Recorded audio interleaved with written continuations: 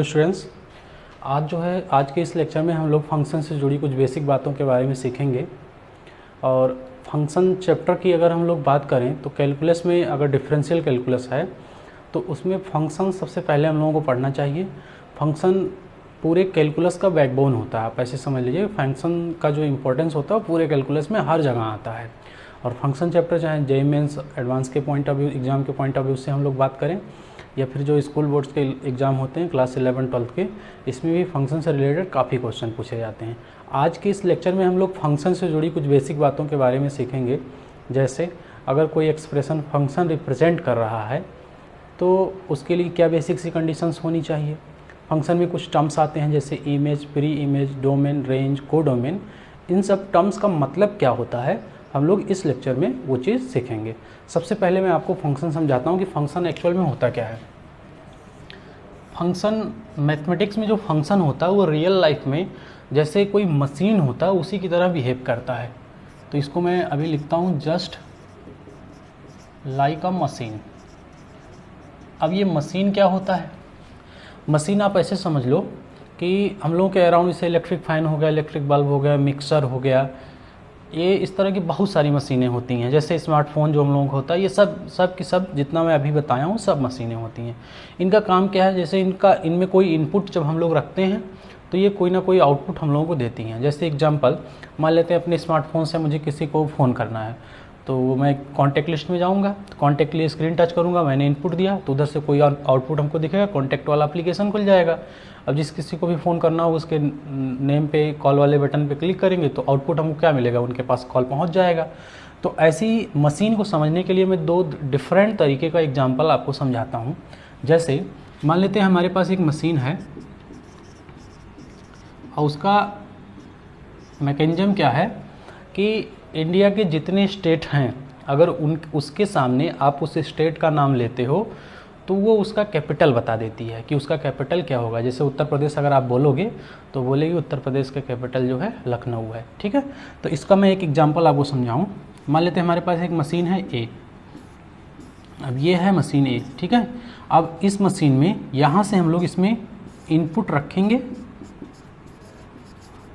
और इधर से हमको आउटपुट मिलेगा।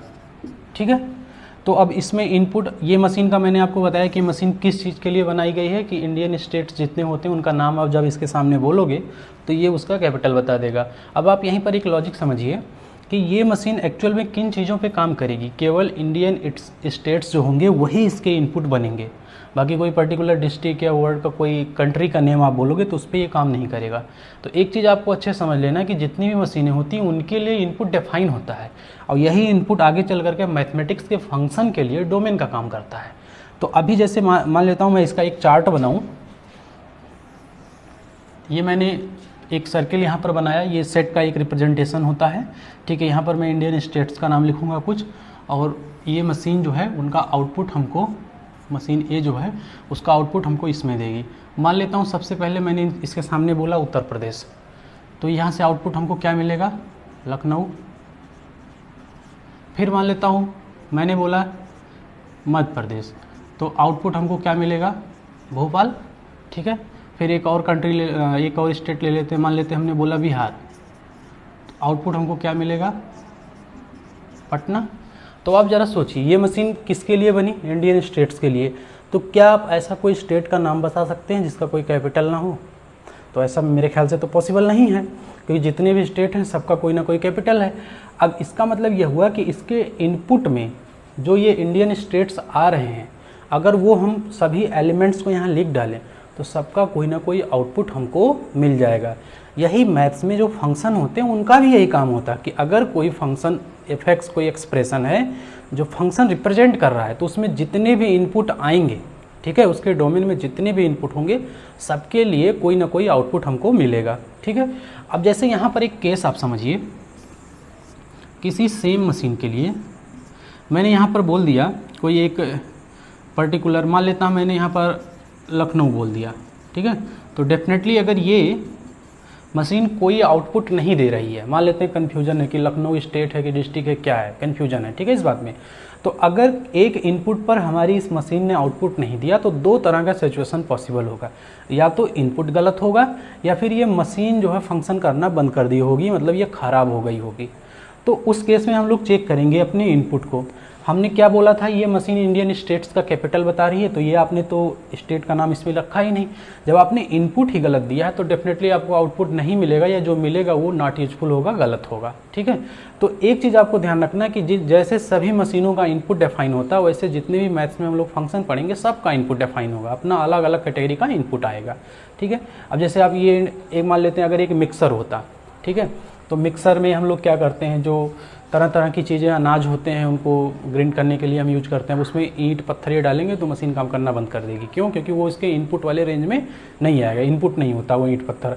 एक केस और होता है मशीन के केस में कि कुछ मशीनें या मशीन के केस में ऐसा होता है कि दो डिफरेंट इनपुट के लिए सेम आउटपुट मिल जाता है। जैसे अगर मैं इस मशीन का एग्जांपल आपको बताऊं तो मान लेते हैं कि यहाँ पर किसी ने पंजाब रखा और एक बार किसी ने हरियाणा रखा, ठीक है। तो आपको पता है कि दोनों का ही कैपिटल सेम आता है, दैट इज चंडीगढ़, ठीक है। तो ये चीज़ भी याद रखना है, फंक्शन के केस में भी ऐसा होता है कि दो डिफरेंट इनपुट के लिए सेम आउटपुट आ जाता है। अब हम लोग एक और डिफरेंट तरीके का एग्जांपल इसमें देखते हैं। अब हम लोग मान लेते हैं हमारे पास एक दूसरी मशीन है, उसका कुछ दूसरा ही काम है। मान लेते हैं ये मशीन हमारे पास P है और ये मशीन P का पहले फंक्शन हम लोग डिसाइड कर देते हैं एक्चुअल में ये किस तरह से काम करेगी। तो अगर हम लोग किसी IIT का नाम लेंगे इसके सामने तो उसका जो स्टेट होगा, मतलब वो जिस स्टेट में होगा IIT उसका नाम बता देगा, ठीक है, उस स्टेट का नाम बता देगा। चलिए समझते हैं इसको भी।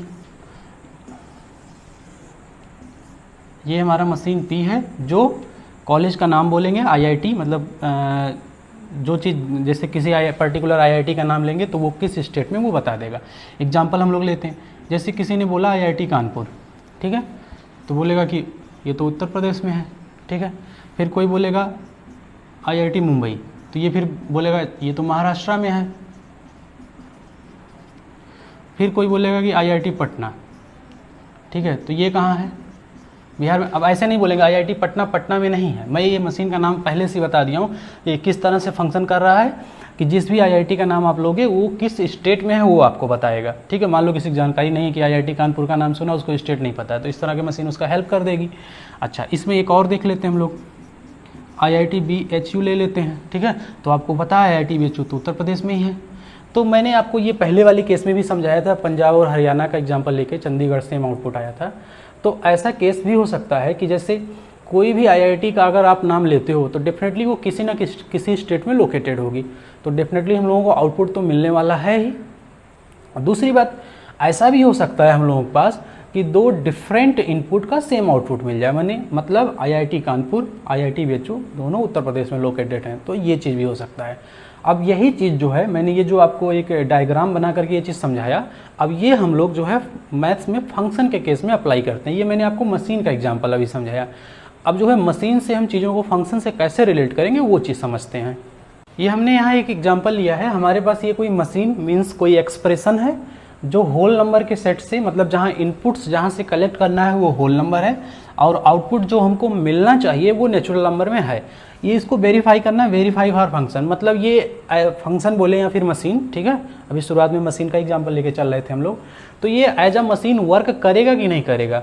तो आपको मैं फिर से याद दिला देता हूँ, मशीन उसी चीज़ को हम लोग बोलते हैं कि उसमें जब कोई इनपुट हम लोग रखें तो उसका कोई आउटपुट हमको मिले, यूजफुल आउटपुट मिले, ठीक है। तो ये चीज़ हम लोग समझते हैं।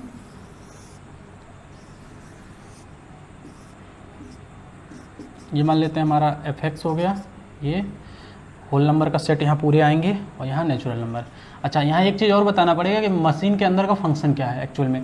तो मान लेता हूँ मशीन जो है x² है, तो नेचुरल नंबर आएगा होल नंबर आएगा 0 1 2 3 4, ये ऐसे से आएगा। नेचुरल नंबर आएंगे 1 2 3 ऐसे से 4 ले लेते हैं, बीच में 9 आएगा, कहीं 16 आएगा, ऐसे ऐसे ये कंटिन्यूअस जाएगा। ठीक है, अब देखिए 1 का स्क्वायर, जैसे ही 1 रखेंगे यहाँ इनपुट, ये इस जगह हम लोगों को इनपुट रखना है, और ये जो हम लोगों को इसका जो वैल्यू आएगा वो आउटपुट मिलेगा। तो इनपुट हम 0 रखेंगे तो 0 का स्क्वायर 0 तो नहीं मिला, 1 रखेंगे तो ये यहाँ 1 मिल जाएगा, 2 रखेंगे तो 4 मिल जाएगा, 3 रखेंगे तो 9 मिल जाएगा, 4 रखेंगे तो 16 आ जाएगा। ठीक है, अब यहाँ पर आप एक चीज़ समझिए कि 0 का तो आउटपुट मिला नहीं, तो जब 0 का आउटपुट नहीं मिला तो इसका मतलब क्या हुआ कि ये मशीन जो है इस एलिमेंट के लिए वर्क नहीं कर रही है। जब वर्क नहीं कर रही, जबकि बोला गया था कि ये होल नंबर से नेचुरल नंबर पर डिफाइन है, इसका मतलब जितने भी होल नंबर हैं सब इसके इनपुट हो गए, सब जो है ये जितने भी होल नंबर हैं ये सब इसके इनपुट हो गए, और सभी इनपुट का जब वो एक आउटपुट देगी तभी वो मशीन कहलाएगी, तभी वो फंक्शन कहलाएगी। तो यहाँ पर 0 का इनपुट, हमको 0 के इनपुट पे कोई आउटपुट नहीं मिला, तो हम लोग बोलेंगे ये जो है फंक्शन नहीं है, ये मशीन काम नहीं कर रही है, या फिर बोलेंगे ये मैथ्स के लैंग्वेज में ये फंक्शन नहीं है। ठीक है, अब हम लोग एक और एग्जांपल समझते हैं। एक नेचुरल नंबर से रियल नंबर पर एक फंक्शन डिफाइन है, एक एक्सप्रेशन डिफाइन है, इसके फंक्शन होने ना होने का वेरिफिकेशन करना है, और f(x) हम लोगों के पास है 1/x-2। ठीक है, अब सिंपल सा लॉजिक है, अगर हम लोग इसमें सभी नेचुरल नंबर को पुट करें, जैसे 1 रखेंगे तो ये मिलेगा 1/1-2, कोई ना कोई डिफाइन आउटपुट मिल जाएगा, लेकिन जैसे ही 2 रखेंगे तो ये 2-2 होगा, तो ये चीज़ जो है ना डिफाइन हो गई। ठीक है, तो इसका मतलब ये ना इनपुट हमने रखा और जो आउटपुट हमको मिला वो हमारे लिए यूजफुल नहीं, मैं बोला था शुरू से बोल रहा हूँ कि यूजफुल आउटपुट मिलना चाहिए। तो इन्फिनिटी मतलब अनडिफाइन वाला केस आएगा, तो ऐसे इनपुट्स को आपको नहीं रखना है। तो ये जो होगा ये एक्चुअल में मशीन बनेगा, लेकिन यहाँ से आपको एक चीज़ हटाना पड़ेगा आपको, मतलब ये चीज़ मॉडिफाई अगर मैं करूँ थोड़ा सिस्टमेटिक तरीके से कि ये मशीन है, लेकिन ये मशीन किसके लिए है, बस 2 आप यहाँ से हटा दो, क्योंकि ये 2 पे जो है फंक्शन गड़बड़ हो जा रहा था, मशीन नहीं काम कर रही थी इस एलिमेंट के लिए 2 के लिए, तो इसको आप रिमूव कर दो, और बाकी जितने भी एलिमेंट्स बन रहे हैं सबके लिए ये एज अ मशीन बिहेव करेगी, तो ये फंक्शन को भी रिप्रेजेंट करेगी। मान लेते ये हमारे पास एक फंक्शन है f(x) जो एक सेट a से b पर डिफाइन है।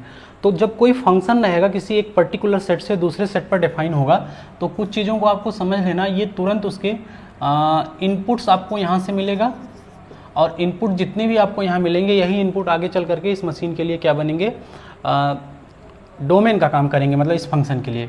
और ये चीज़ जो होता है यहाँ से हमको आउटपुट मिलता है। ठीक है, इनपुट यहाँ से सेलेक्ट करना है, और उस पर वो चीज़ जब हम लोग फंक्शन का वैल्यू निकालेंगे तो वो जो फंक्शन का वैल्यू आता है वो बी सेट में मिलना चाहिए। ठीक है, ये आउटपुट जो होता है आगे चल करके आउटपुट का कलेक्शन रेंज बनता है। तो इसको हम लोग अभी समझेंगे और अच्छे से।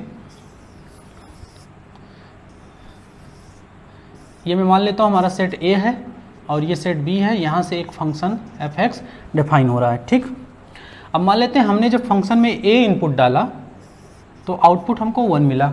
ठीक है, B इनपुट रखा हमने तो आउटपुट हमको 2 मिला, C इनपुट रखा तो आउटपुट हमको 3 मिला। ऐसे हम अगर इनपुट्स डिफरेंट इनपुट्स रखते जाएंगे तो हमको आउटपुट अलग अलग मिलता चला जाएगा। अब यहाँ पर जो लॉजिक हम लोगों को डेवलप करना है कि फंक्शन के लिए एक्चुअल में कंडीशन क्या होनी चाहिए, तो वो कंडीशन में आपको condition for f(x) being a function, अगर ये f(x) एक फंक्शन को रिप्रेजेंट करेगा तो इसके लिए क्या कंडीशन होनी चाहिए। तो 2 बेसिक सी कंडीशंस होती हैं। पहला कि जितने भी इसमें इनपुट हम लोग रखते हैं सबका कोई ना कोई आउटपुट जरूर होना चाहिए। तो पहला कंडीशन यही है, there is a output for every input, every input. ठीक है, there is a output for every input. अब वो एक चीज आपको ये समझना कि output there is a output in set B for every input of set A. ठीक है, तो वो चीज़ आप समझ सकते हैं वो बात। और दूसरा केस ये है कि एक आउटपुट जो है एक इनपुट का एक स्पेसिफिक आउटपुट होना चाहिए। ऐसा ना हो कि एक बार इस फंक्शन में हमने ए रखा तो 1 मिला और दोबारा से ए रखे तो हमको 2 मिल गया। ऐसे केस में फंक्शन नहीं रिप्रेजेंट करेगा। अभी इसको हम और डिटेल में समझेंगे। बहरहाल ये चीज़ समझते हैं कि there is a unique output for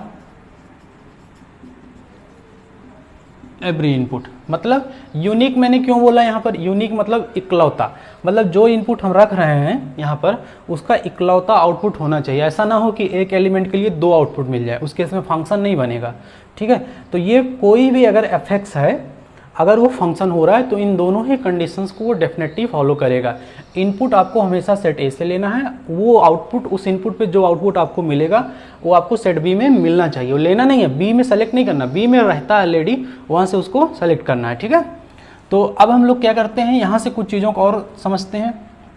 ये जो हम लोगों का फंक्शन था, अगर आप यहाँ से ध्यान से देखिए, जब इस फंक्शन में ये यहाँ इस जगह इनपुट डाला जाता है, ठीक है, x की जगह, तो इसमें जब इनपुट हमने a रखा तो फंक्शन जो आउटपुट हमको मिला 1 मिला। जब इस फंक्शन में हमने b इनपुट डाला तो हमको आउटपुट 2 मिला। इस फंक्शन में हमने c इनपुट डाला तो हमको आउटपुट 3 मिला। तो यहाँ से अगर एक चीज़ हम लोग और बोलें, इस फंक्शन को अगर ऑर्डर पेयर फॉर्म में रिप्रेजेंट करें तो इनपुट ऑर्डर पेयर जो होता है दो एलिमेंट का सेटअप, उसमें पहले इनपुट और फिर उसके बाद output, input output, input output, input output. ठीक है, तो ये फंक्शन का ऑर्डर पेयर फॉर्म होता है, इसको मैं लिख देता हूँ ऑफ फंक्शन। ठीक है, तो वो चीज़ आपको सीख लेना है। अब दूसरी बात, इसमें जो टर्म्स आते हैं इमेज, प्री इमेज, उनका क्या मतलब होता है, तो इमेज मैं आपको यहाँ बता रहा हूँ। इमेज जो होता है, जैसे इनपुट्स जब हम लोग फंक्शन में रखते हैं उसका जो आउटपुट मिलता है वो हम लोगों का इमेज बनता है। ठीक है, तो इमेज जो होगा यहाँ पर हम लोग बोलेंगे 1 is the image of A, ऐसे 2 is the image of B, 3 is the image of C. ठीक है, अब इसमें एक टर्म आता है प्री इमेज, वो क्या होता है, इसी चीज़ को आप रिवर्स करके पढ़ो। जैसे 1 is the image of A, तो हम लोग बोलेंगे A is the pre image of 1, तो यहाँ बोलेंगे A is pre image of 1, ऐसे B is pre image of 2, C is pre image of 3। तो ये इमेज प्री इमेज भी आप समझ गए होंगे, मतलब इनपुट जो होते हैं उनको प्री इमेज बोला जाता है और जो आउटपुट होते हैं उनको इमेज बोला जाता है। अब इमेज प्री इमेज ये पर्टिकुलर एक दूसरे से रिलेट करते हैं, एक यूनिक एलिमेंट के लिए होना चाहिए। ऐसा नहीं है ए इनपुट है और ये आउटपुट है तो आप बोल दो कि ये इमेज है, ये है इमेज लेकिन वो बी का है, ये भी इमेज है लेकिन ये 1 के लिए है, तो इसमें यूनिकनेस होनी चाहिए। ठीक है, अब इसके बाद हम लोग इसमें डोमेन रेंज और टर्म आते हैं, उसका मतलब समझ लेते हैं। डोमेन के केस में हमको क्या करना है, डोमेन जो होता है वो collection of all pre images, या फिर इसको हम लोग बोलेंगे कलेक्शन ऑफ ऑल इनपुट्स, या फिर फंक्शन जब एक सेट से दूसरे सेट पर डिफाइन होता है तो पहला वाला जो सेट होता है वो डोमेन कहलाता है। अपने अलग अलग जो है यहाँ पर कॉन्सेप्ट हैं समझने के लिए। इनपुट ही जो है प्री इमेज बनता है और इनपुट कहाँ से मिलता है, यहाँ से मिलता है। ए को इस नाते हम लोग डोमेन बोल सकते हैं क्योंकि ए से इनपुट लिया जाता है तो हर इनपुट पे फंक्शन को डिफाइन होना पड़ता है, तो इसका मतलब जितने एलिमेंट इसमें आते हैं सब के सब प्री इमेज बनते हैं या फिर इनपुट जो है हम लोग बोलते हैं इसको। तो अगर हम लोग जो सेट लिए थे यहाँ उसके डोमेन का बात करें तो डोमेन हम लोगों को क्या मिलने वाला है, वो ABC से जो 1 2 3 पर डिफाइन था, तो ये आप देखिए वहाँ प्री इमेज लिखा है, A is the pre image of 1, तो वो प्री इमेज का कलेक्शन, तो ये हो जाएगा ABC, ये बन जाएगा डोमेन। और कोई फंक्शन जब f होता है उसके डोमेन को इस तरह से लिखते हैं, डोमेन ऑफ फंक्शन। ठीक है, इसमें एक टर्म आता है रेंज। रेंज जो होता है वो कलेक्शन ऑफ इमेजेज,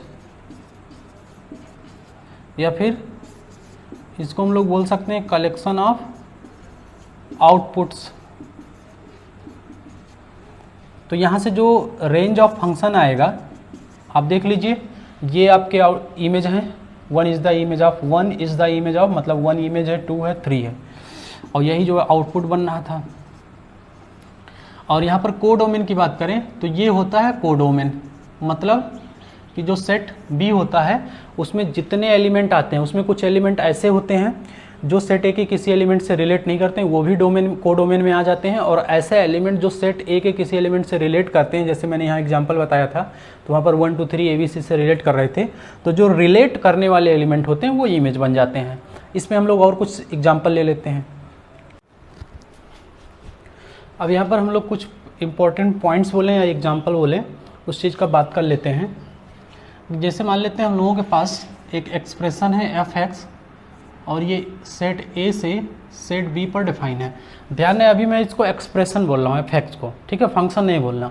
वो हम लोग डायग्राम के हिसाब से अलग अलग केस का डायग्राम बना करके और अलग अलग केस में देखेंगे किस केस में फंक्शन बनेगा और किस केस में फंक्शन नहीं बनेगा। तो यहाँ पहला केस मैं समझाता हूँ आपको।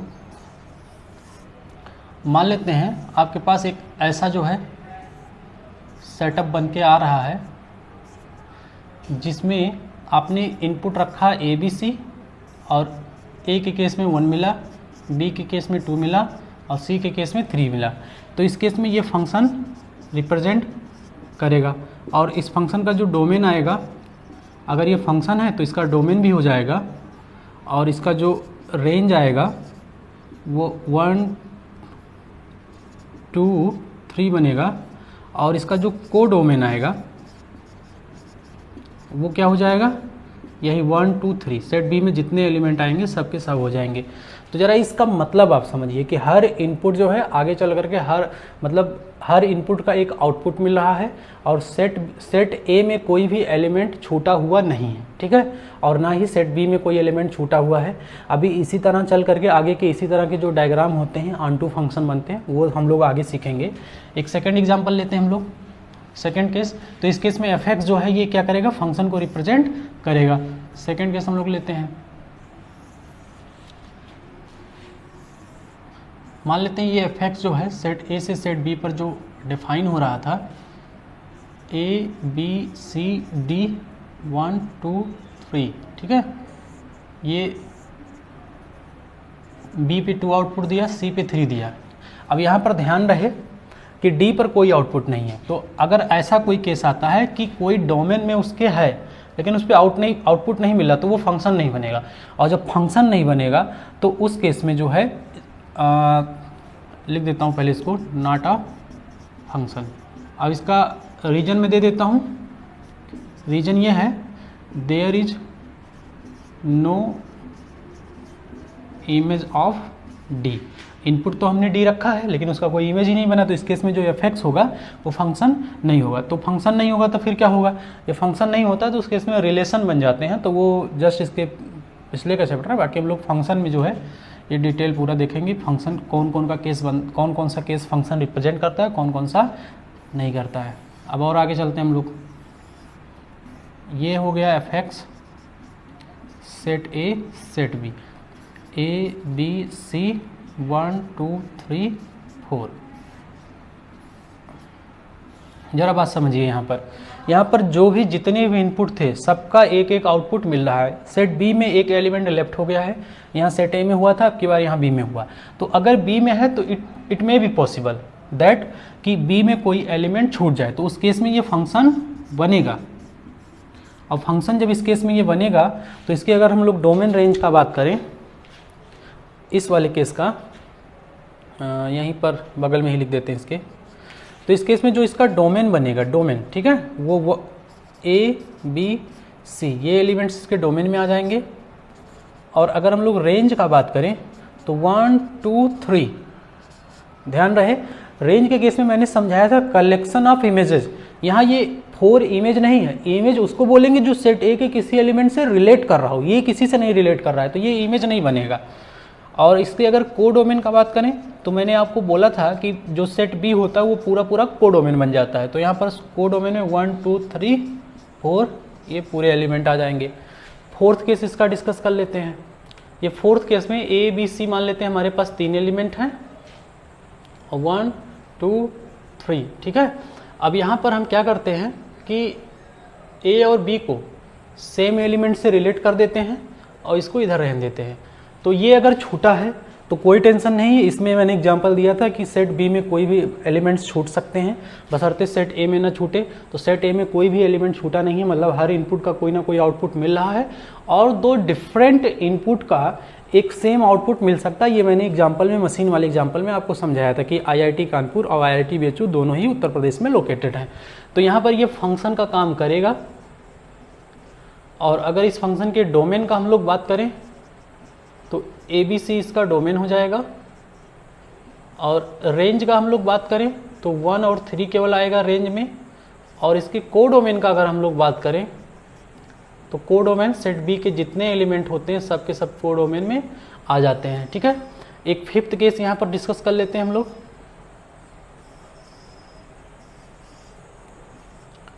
ये मान लेते हैं fx है और सेट A से सेट B पर ये एक्सप्रेशन डिफाइन है, ABC 1 2 3 4, ये 4 एलिमेंट हमने ले लिया है। इसको इससे रिलेट कर दिया, B को 2 से किया, और B को मैंने 3 से भी कर दिया, और C को मैंने 4 से किया।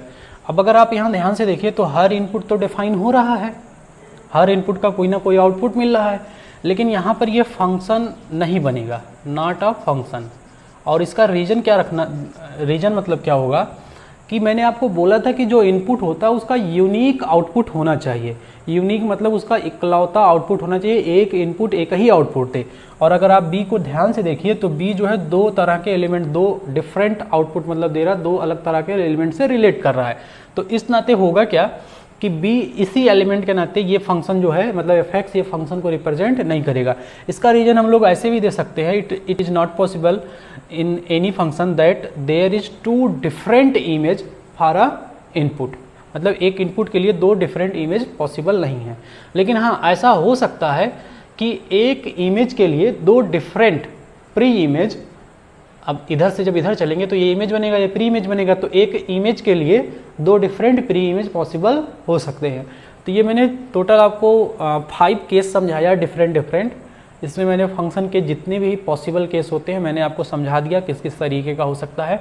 अगर आप ध्यान से देखो तो एक इस केस में फंक्शन नहीं बन रहा है और एक इस केस में फंक्शन नहीं बन रहा, बाकी सब केस में फंक्शन बन जा रहा है। अब ये हमने एक एग्जाम्पल लिया है, इसके फंक्शन होने ना होने का वेरिफिकेशन करना है। तो मैंने यहाँ पर वैसे इनपुट आउटपुट की बात नहीं किया, तो ये चीज़ आप जब नहीं दिया रहेगा तो रियल नंबर से रियल नंबर की बात हम लोग करेंगे। अब ये फंक्शन है कि नहीं है उसके लिए जो है हम लोगों को इसका वेरिफिकेशन करना है। तो अगर ये फंक्शन होगा तो दो मेन कंडीशंस जो होती हैं उनको ये सेटिस्फाई करना चाहिए। पहली मेन कंडीशन क्या थी कि हर इनपुट का आउटपुट मिलना चाहिए और डिफाइन होना चाहिए वो आउटपुट। और दूसरा बात क्या था कि एक इनपुट का दो डिफरेंट आउटपुट ना मिले। तो ऐसे काफ़ी छोटा सा क्वेश्चन है, तो अगर इसमें रियल नंबर में से हम लोग 1 ले लें 1, तो ये देखिए -3 देगा, जो कि साफ साफ दिख रहा है रियल नंबर में बिलोंग नहीं करेगा। तो सिंगल सा कंडीशन अगर हमको ऐसा मिल गया जो दोनों ही कंडीशन में से किसी एक को सेटिस्फाई नहीं कर रहा है, तो वहीं पर तुरंत बोल देंगे ये फंक्शन नहीं बनना है। अगर मान लीजिए इसको फंक्शन बनाना हुआ, मान लेते हैं इसको फंक्शन अगर हम लोगों को बनाना पड़ा, तो इसमें क्या कंडीशन हम लोग अप्लाई कर दें कि ये फंक्शन बन जाए, तो वो चीज़ कर सकते हैं। जैसे अगर क्या कंडीशन इस पर अप्लाई कर दें, कंडीशन इस पर आप ऐसे समझिए कि एक चीज़ क्या गड़बड़ हो रहा था कि नेगेटिव नंबर्स ना आए। तो नेगेटिव नंबर्स ना आए अंडर रूट के अंदर, उसके लिए आपको ये जो अंदर का क्वांटिटी आप greater or equal than 0 solve कर दीजिए। तो ये x-2 इस तरह की इक्वेशन को सॉल्व करना मैंने इनइक्वालिटी वाले अपने वीडियो में बताया है, और आप चैनल के प्लेलिस्ट पे जा करके ये सब चीज़ वहाँ से भी देख सकते हैं। तो -2 2 प्लस माइनस प्लस, और यहाँ से x सेलेक्ट करिए -∞ से -2 के बीच और 2 से इन्फिनिटी। ठीक है, तो अगर इसके बीच का कोई भी नंबर आप लेते हैं, इसके बीच का कोई भी नंबर, तो ये इस पर नेगेटिव इनपुट अंदर नहीं बनेगा, ये नेगेटिव, ये चीज़ नेगेटिव नहीं बनेगी, तो डिफाइन हो जाएगा। लेकिन एक समस्या इस केस में और है, और समस्या ये है कि अगर आप मान लेते हैं यहाँ से इनपुट, अगर आप मान लेते हैं कुछ हम लोग ऐसा इनपुट रखते हैं 2√2 मान लेता हूँ, मैं रखता हूँ इसमें इनपुट, तो इन 2√2 का स्क्वायर होगा -4, ठीक है, तो ये 8 - 4 बनेगा और ये 4 आ जाएगा और square root of 4 plus minus 2 बनेगा। ठीक है, हम लोगों ने 2√2 जब लिया तो उसका दो डिफरेंट आउटपुट मिल रहा है, √2 और -2। तो ऐसे भी कंडीशन को रेस्ट्रिक्ट करना है। तो यहाँ पर इसको फंक्शन जब बनाया जाएगा तो ये सब चीज़ आगे इस तरह का अंडर रूट वाला केस हम लोग पढ़ेंगे, तो वहाँ पर नेगेटिव जो आ रहे हैं उस पर कंडीशन अगर हम लगा दें, तो जैसे पहला कंडीशन हमारा ये हो गया, दूसरा कंडीशन हम लोग ये लगा दें कि f(x) का वही वैल्यू लें जो ग्रेटर आर इक्वल देन 0 है। ठीक है, तो अगर ये दोनों कंडीशन एक साथ इस फंक्शन पर अप्लाई हो कि f(x) की पॉजिटिव वैल्यू को सेलेक्ट करना है और जो x है वो इसके बीच का लेना है, तो ये फिर फंक्शन को रिप्रेजेंट करेगा। बाकी सभी केसेस में फंक्शन रिप्रेजेंट नहीं करेगा। हम लोग अब नेक्स्ट लेक्चर में फंक्शन का ग्राफिकल अप्रोच क्या होता है कि एक किसी एक्सप्रेशन के ग्राफ को देख करके कैसे डिसाइड करेंगे वो फंक्शन है कि नहीं है, और रियल फंक्शन क्या होते हैं, ये चीज़ हम लोग नेक्स्ट लेक्चर में देखेंगे।